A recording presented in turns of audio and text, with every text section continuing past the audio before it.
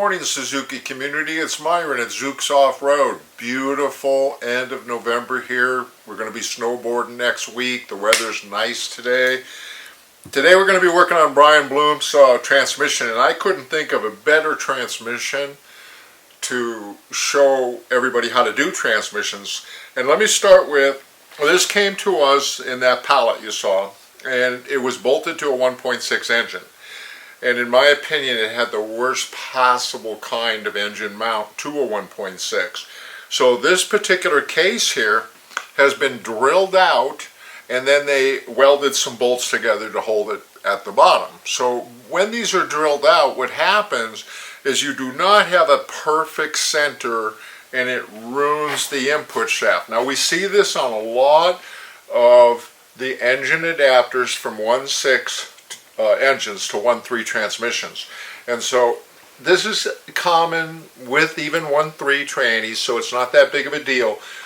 But this particular one has a big edge on it where it goes into the pilot bearing, which means this input shaft is moving, and it's moving too much, and so it's going like an egg, and this is really hurting the transmission on the inside. So right away, Brian's going to need an upper case half here, and he's going to need to get a new input shaft from Suzuki, which we have all that stuff. So we're going to fix them up. Now also, you're going to see a picture of that. And then this is just something I always like to explain to people, is that a lot of you are not putting this lever in the right position. It's not supposed to point down, it's supposed to point back. And in this case, it came to us with the dots off. Now there's a dot on the shaft, a dot on the lever, and it's supposed to be backwards a little bit. And the reason that it's supposed to be is because when you're pushing on the clutch pedal, it's pulling the cable, and if you have it in the wrong position, it is going to hit the case. And here I see wear on the case where this is constantly hitting the case. It kind of makes it tough to adjust your clutch cable when you're hitting the transmission. So basically we're going to go ahead and start opening this puppy up. And so the lever comes off. We've already removed the switches, and what we're going to do first is we're going to take all the bolts out. So we're going to just go ahead and start doing that. It's always a good idea for you to make a piece of cardboard and draw kind of like a transmission on it so you know where the bolts go. But a lot of these bolts, as long as they're from the factory and not something added later, they're pretty easy to figure out where they go. Now this particular transmission has the plugs, I'll show it to you when I get it upside down, but they have the plugs from an 88.5, which means it's a square dash, and that particular car does have a square dash. So this has got the drain and fill plugs that are where you use a 3/8 inch extension. Now the 3/8 inch extension is not actually correct, people. It's really a 10 millimeter square with no round edges. When you have an extension up in these plugs, you're going to round them out. So if you have this, you definitely want to Google. You're going to get them from China. There's nothing you can do about it right now. Almost everything comes from China. But you're going to get a set of the square plug tools. There's 8 millimeter, 10 millimeter, and 12 millimeter. We're 10 on this transmission. Alrighty. Now, here you can see the drain plug. As you can see, it's a square hole. This is called the innie, like a belly button. So if you have an Audi, that'll be a hex head, and you'll put a socket on it. That does not have the smaller fifth gear. Now that fifth gear is important to have, but we don't have enough of them to put them in the other transmissions. So if this particular transmission has a bad fifth gear, we're going to have a few of those just to put back in this one. We don't sell them to people that don't have that lower fifth gear, and you have to have a matching reverse gear with that too. So it's 2 gears actually to change it. Alright, so let's just go around here. I've got to get one more bolt out here.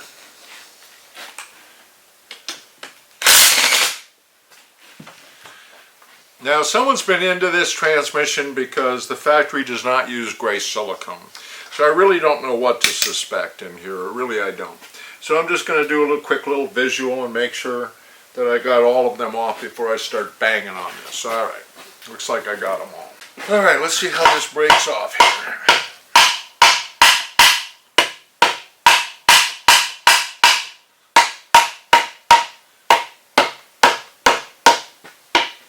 All right, that was a tough one to get off, but we finally, got it going here. We cracked it finally, so got a little concern there, so I had to stop and find out why. I thought maybe I missed a bolt, but I checked and I didn't. So I'm using the pry bars here to get this guy off now. So we'll just work it off. Now be prepared.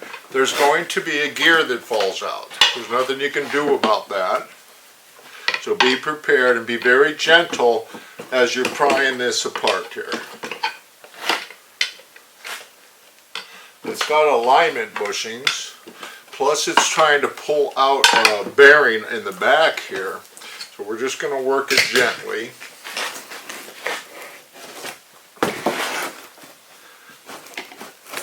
And get this tail housing off.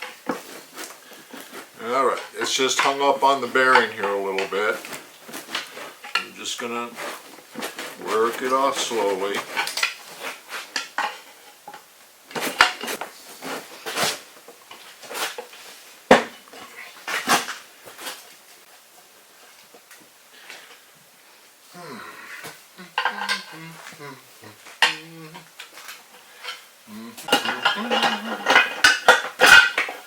All right, let's get that back up on the table here. All right, first thing we're going to do is take a look at this bushing and make sure that we don't see any. Going to pop the seal out here real quick. Okay, so we're going to look at this bushing and make sure that it's nice. It doesn't have any scratches in it, and I don't like this one, so we're going to replace it. Anyways, this is the case half. And this is where it gets a little scary for some people to start seeing gears, so don't worry about the gears. This is going to be the gear that falls out right here. And it has a washer on it, so when you put this back in, you've got to line it up. It'll set all the way in, and you make sure your washer, it has a tab on it. That's got to be in a certain hole. We'll show you that again when we put it back together. All right, let's take the top off.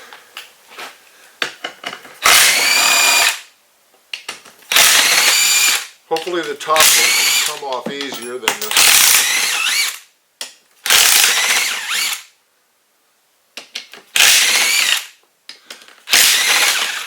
The cool thing about these is that the cases are interchangeable. They did a really good job of making sure everything fits from case to case. We could run into the same thing I just did a moment ago, where we have so much glue on this, because again the factory didn't use gray glue. But we'll find out here in a minute when we split it. Okay, now the next step to get the top off is to take the front cover off. Okay, so the front cover is also 12.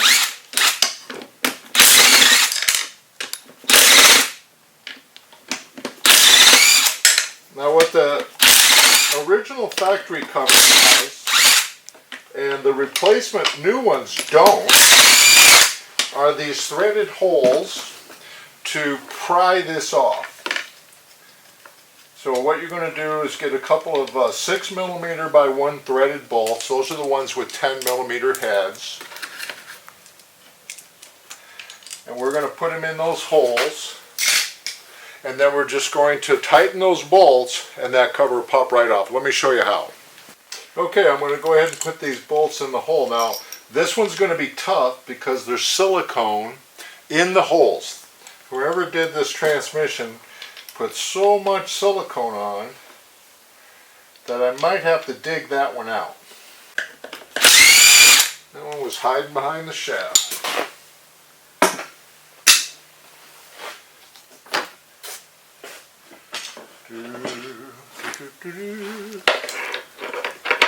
There we go.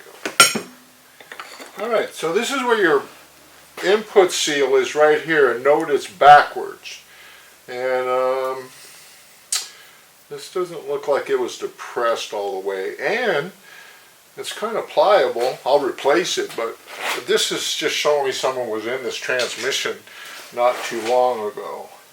Another evidence of that is that the ignition timing, little plug here, is flexible, so someone worked on this transmission.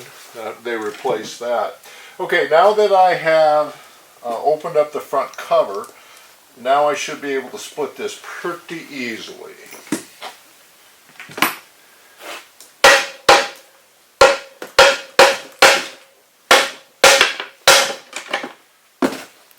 Alright, you grab that, take that off. This is all your shift forks. See that?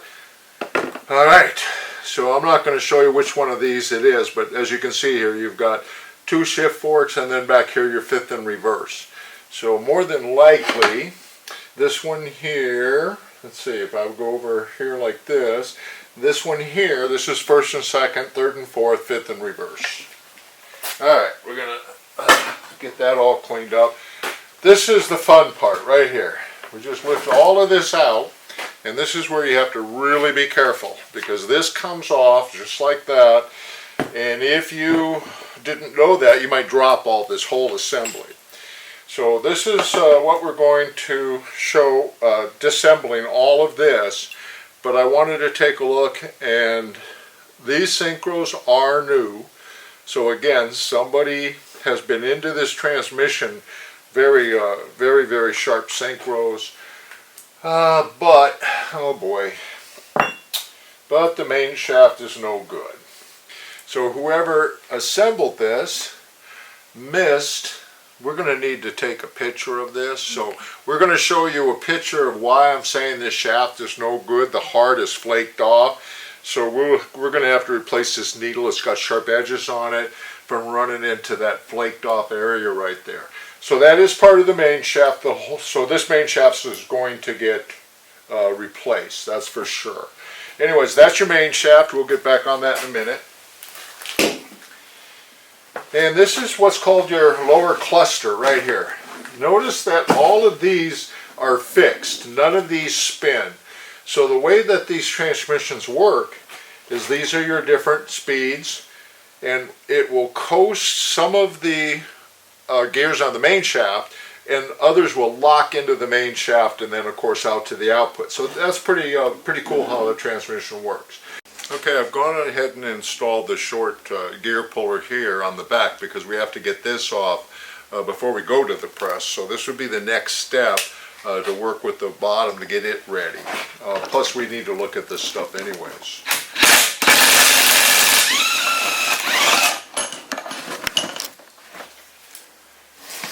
Now, even though this has been worked on, and perhaps these might be, this is a Japan bearing, but unfortunately not the right one. Alrighty, so we're going to take this off the shaft, and that off the shaft, and now what we're going to do is, we're going to go ahead and go over to the press now.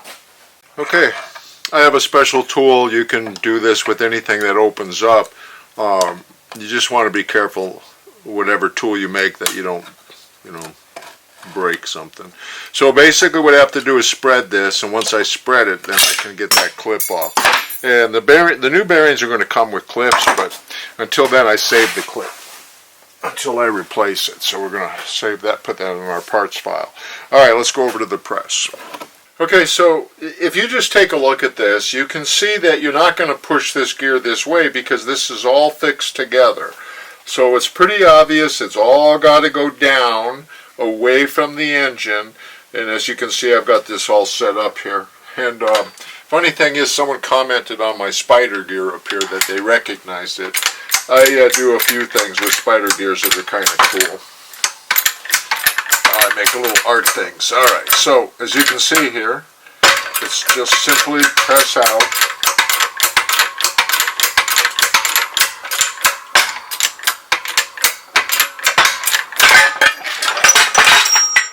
and it's captive. It's not going to go anywhere. All right, then as we bring it up, we're going to have to pull this bearing off now. So we're going to go back and do that, and then this whole cluster will come out. And this cluster is looking really good. I don't see any broken teeth. I'm sure I'll just deburr the teeth a little bit, but this cluster looks really good. So if you give me just a second here, I'm going to go get the tool right here, and I'm going to pull this off again, and then we'll get the cluster out, and then we can start on the main shaft. Okay, as you can see, I've got the long puller set up now, so I'm going to go ahead and pull this bearing off.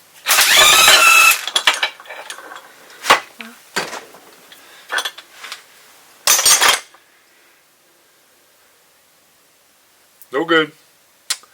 How in the world? Yeah. Another Japan bearing, but the wrong bearing. And that one's already wore out. Ugh. So maybe whoever worked on it didn't do all the bearings. But you see how easy that just came out? So that is our cluster. Now this front bearing here, it needs replacing. So as you can see, it's just got a pound off clip, circlip is what it's called. So we'll pound that off with 2 screwdrivers. You'll see how I do that when I do the main shaft. I just use 2 screwdrivers and pound it once. But what you do want to know about these bearings is that some of them are going to have clips, some of them are not. In this case, this bearing does have a clip because that's what's going to set it all in there to that correct depth. And now I can really take a good look at this, and I have very, very little. The good news, I can tell right now, no water ever got in this transmission. So I have very, very fine little burrs that we'll sand off, and we'll show you how to do that too. Alrighty, let's start on the main shaft now. Alright, now what we're going to do is take a look at this snout, because this is where the throwout bearing runs, and I do not want a lot of wear. Oh my goodness, this one is wore out. So we're going to put a new cover on this transmission because we don't want an edge there where the throwout bearing can get crooked. So that's garbage. Sorry to say that. Okay, now I want you to understand on the main shaft, we're going to have to go 2 directions because it's got a fixed gear in the middle. But we got to get all the way down to this bearing here, which also is wiggly, so I've got to replace that. Now what you're going to see here are 3 clutch packs.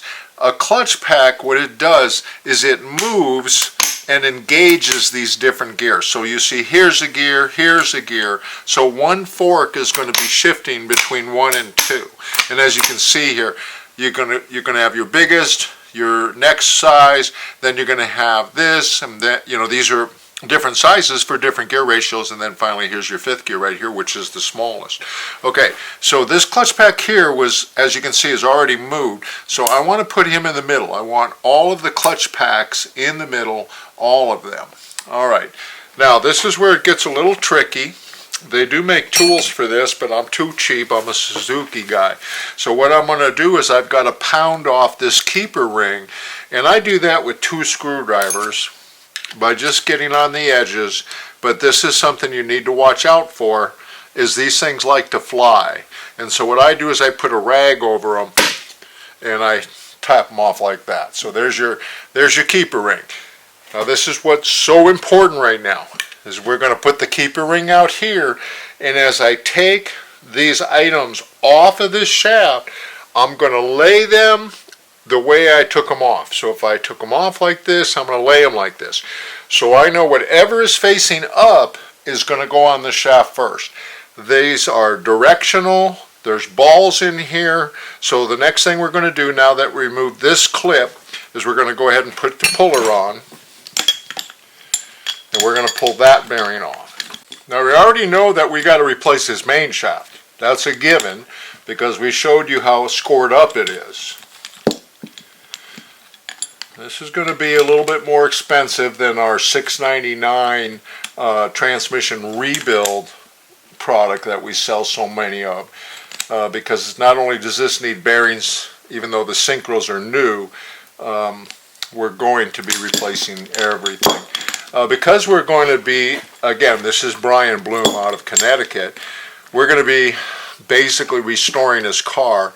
There won't be any ball bearings left that we have not replaced with Brian. Maybe in the steering shaft, but nothing else. Everything else is going to get replaced in the drivetrain. Alrighty, got them all straightened up there. And I really don't like the fact that this bearing's coming off by hand. That is not a good thing. Okay, I was taking this off by hand, but it did jam up, so now I'm gonna take it off with the tool. Okay, now what did I say?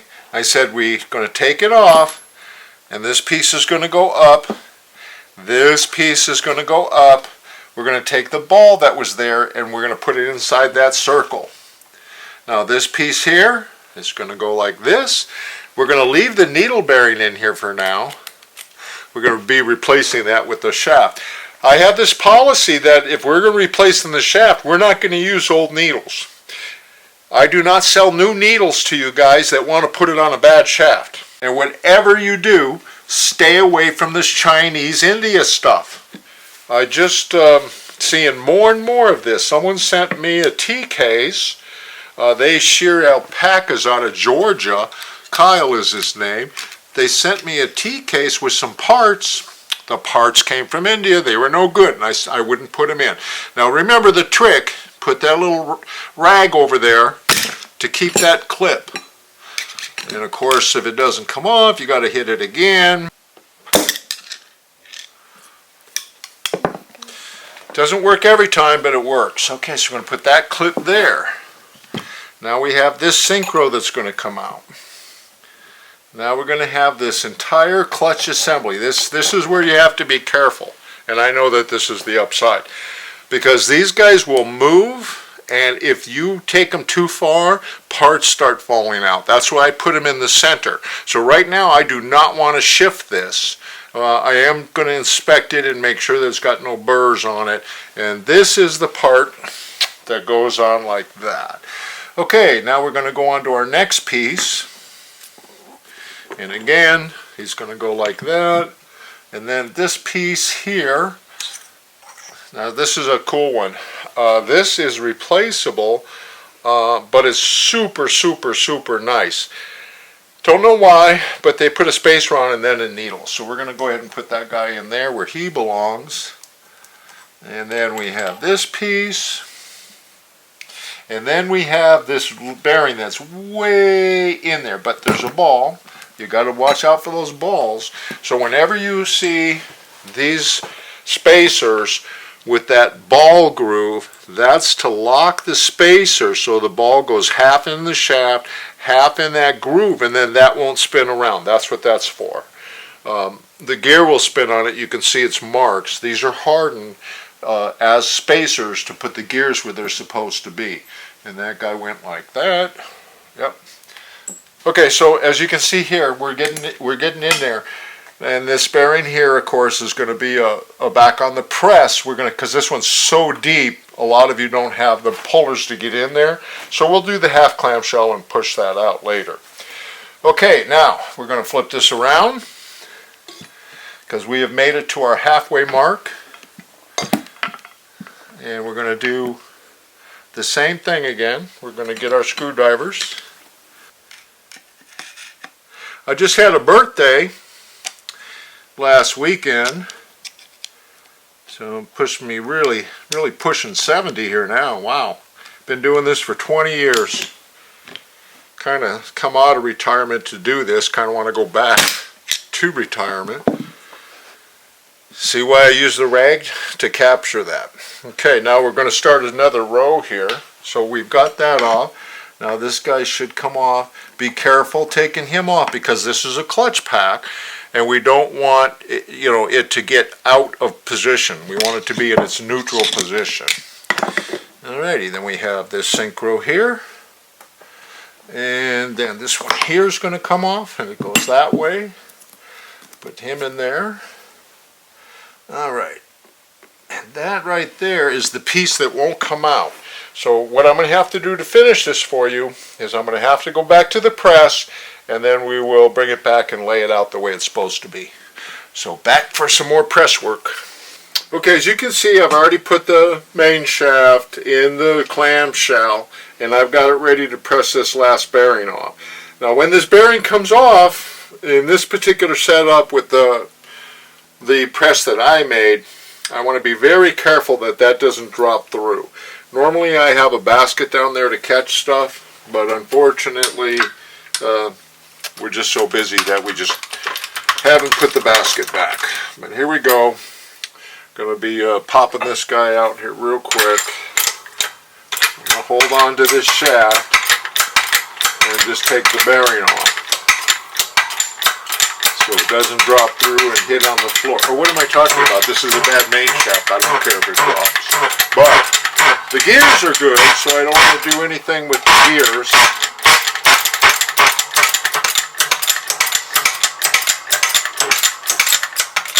And that's it. That's how she goes. Okay. Alrighty. Now we're going to put that guy back on there. We're going to go back to the table. Alright. So we pressed this bearing off. So again, I'm going to get that guy just to come off there. And of course, he's going to go up. Now, here we've got another spacer with another ball. So we're going to get that ball out of there. Come on. Come on, little ball. Get out of there.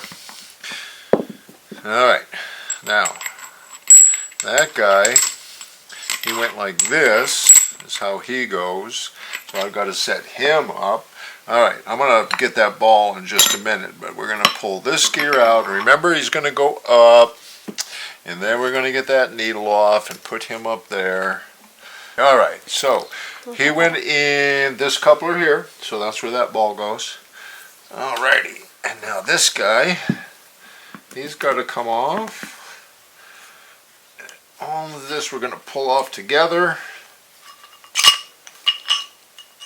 And we're going to put him like that.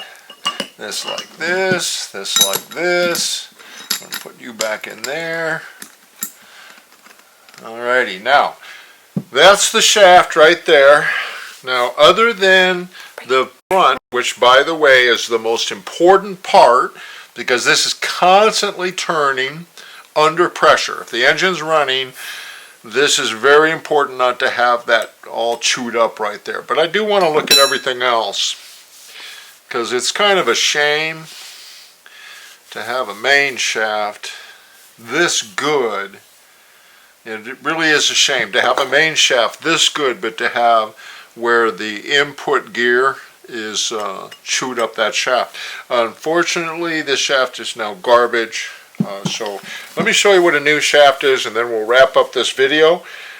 Now what we're going to do is we're going to clean everything, replace the bearings, replace the needles, because remember, new needles, new shafts, so you're going to get all of that, Brian. But let me go ahead and get a brand new Suzuki main shaft and show you what it looks like. This will take a minute. So I've talked to you about this before. This is a genuine Suzuki bag. It's got the barcode. It's got the QRC, SGP. This is not a fake label. This is a real label from Suzuki. And I really do stress, please use Suzuki parts. There's other companies out there that are real good that sell real Suzuki parts. I'll mention them, you know, Trail Tough. We're both Sumo dealers.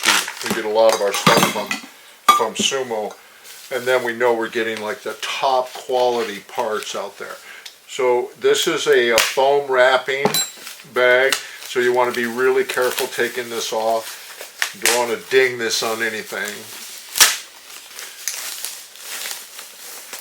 But that is a real genuine, and that's what it's supposed to look like. So this is the one that we'll be putting on for your whole main gear there. So we're going to wrap him back up. I just wanted to show that to you. So again, to finish this now, we're going to show you the assembly. We're not going to show you this, but we have this little air tool, and what we're looking for is these little burrs right here. You just can touch them. So we're going to pick up each gear at a time. We're going to sand those burrs off. We're going to make sure that we have sharp points, and we're going to put it back the way that it was taken off the table. That's really important, because if you get one thing backwards and put it all together, you're going to have to get back into it. It's very important that everything go back exactly the same way. Thank you for watching our videos. We appreciate you folks very much. Don't forget to subscribe. Go wheeling, be safe, have fun. And this is part 1 of the restoration of the Samurai. Thank you very much for watching our videos. Goodbye.